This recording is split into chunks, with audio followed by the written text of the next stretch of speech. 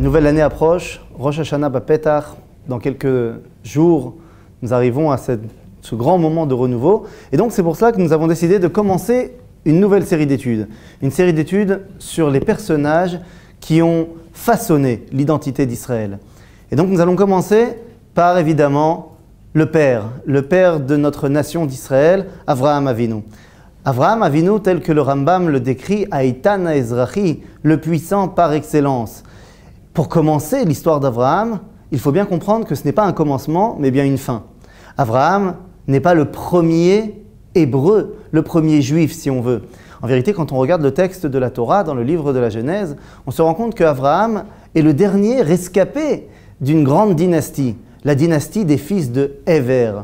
Héver a donné naissance à un peuple, les Ivrim en français, les Hébreux. Et on voit donc qu'Avraham est le détenteur de cette identité. C'est peut-être pour ça qu'Akadosh Baruch Hu décide de le choisir. Il ne le choisit pas pour faire une grande religion qui voudrait dire que celui qui pratique fait partie de la religion, est relié, religius, et celui qui ne fait pas partie de cette religion, celui qui ne pratique pas. Eh bien, au contraire, lorsque Dieu s'adresse à Abraham, il lui dit « Je ferai de toi ce que tu as toujours été, un grand peuple ». À ce moment-là, va commencer une joute, un bras de fer entre Abraham et le Créateur. Abraham avait un plan. Ce plan était de construire une religion cosmopolite monothéiste, parlant à toute l'humanité d'un Dieu unique. Toute similitude avec une religion actuelle serait purement fortuite et involontaire, évidemment. Mais Abraham voulait répandre le message du Dieu unique. D'abord, il l'a fait à Babylone. Ensuite, petit à petit, arrivant sur la terre d'Israël, sous l'ordre de Dieu, Dieu lui a dit « Pars de tout ce que tu as fait et va dans le pays que je t'indiquerai. » C'est très compliqué pour un Abraham qui a déjà 75 ans, qui a travaillé, d'après nos sages, ça fait déjà depuis qu'il a l'âge de 3 ans qu'il est en contact avec l'Éternel. Alors quoi, pendant toutes ces années, 72 ans, il a travaillé, avait un projet, et ce projet finalement, Dieu lui dit « C'est pas ça le projet, j'ai un projet pour toi. » Mais Abraham ne va pas accepter tout de suite. Il est, comme je l'ai dit, en relation avec Dieu, en voulant amener son idée. Il va aller en Égypte, là-bas aussi il va essayer de répandre son idéologie, revenant avec Agar, et lorsque finalement Abraham et Sarah n'arrivent pas à avoir d'enfants, et que Sarah lui propose de faire une descendance avec le fils de l'Égypte, puisque Agar, d'après nos sages, était la fille de Pharaon, elle est devenue la servante d'Abraham, eh bien il se dit, pourquoi pas? C'est un idéal fantastique, c'est une pshara, c'est un compromis entre l'idéal de Dieu de créer un peuple, c'est-à-dire quelqu'un qui sortira de moi, mais d'un autre côté, qui est fait avec la culture mondiale.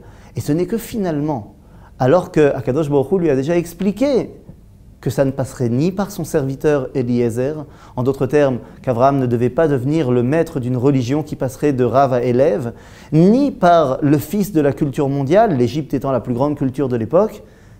Dieu lui dit, tu n'as pas compris, ça sera avec Sarah. Ça sera avec Sarah, d'ailleurs, Sarah, il va falloir lui changer son nom, toi également. Ça passera par une famille. Et c'est là que Yitzhak naît.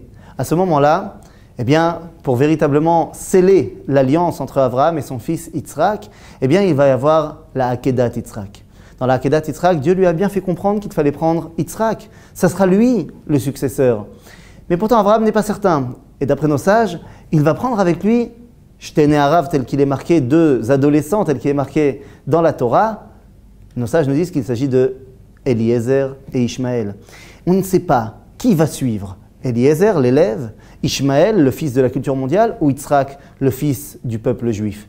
Et finalement, nos sages nous apprennent que lorsqu'ils arrivent proches, Vayar et Tamakom Merachok, il a vu l'endroit de loin, il a bien compris que Eliezer et Ishmaël ne voyaient pas plus loin que le bout de leur âne. Et finalement, il a dit à Yitzhak, toi tu vois quelque chose? Il a dit, évidemment, je vois la nuée accrochée à la montagne. À ce moment-là, Abraham lui a dit, Tov, toi tu viens avec moi. Nous terminerons en disant que lorsque finalement Abraham accepte Yitzhak comme son successeur, eh bien il prend conscience de tout le poids de son héritage. Et c'est là, sur le Misbéach, lorsque l'ange vient lui dire, finalement n'envoie pas ta main sur ton fils. Abraham va lui dire, dans le Midrash Tanchuma, c'est expliqué de manière extraordinaire, qui lui dit, tu sais quoi? Toi tu n'es qu'un ange. Lorsque Dieu voulait que je sacrifie Yitzhak, il est venu en personne. Alors viens en personne me parler, Dieu, si tu veux que je le retire. Et finalement, après des discussions avec le premier et le deuxième ange, Akadosh Baruch Hu vient en personne. Et là, Abraham lui dit, je ne bougerai pas tant que je n'ai pas dit ce que j'ai à dire. Dieu lui dit, parle. Il dit, voilà, j'aurais pu discuter avec toi, tu m'avais promis que j'aurais un fils, Yitzhak, et finalement tu me demandes ça. Je n'ai rien dit.